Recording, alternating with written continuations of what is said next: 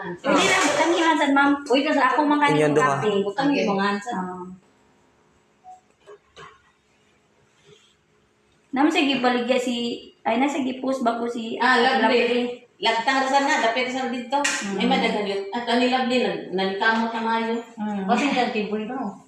100 lang. Uli, 150 ang habi niya na kiboy, kaya 150 na niya. Ari 300. naman. Mga yutang na sa mong lolo diha. No. Dira, yung haraga pa. Kami ra mga yutaag, yang angay sa magsuon ba? Dila ko papa, namatay man mo na ilagi pang tuan tanan. Kasi mo gibidyohan anan. Picture man eh. Kami. Tayo na trabaho ko.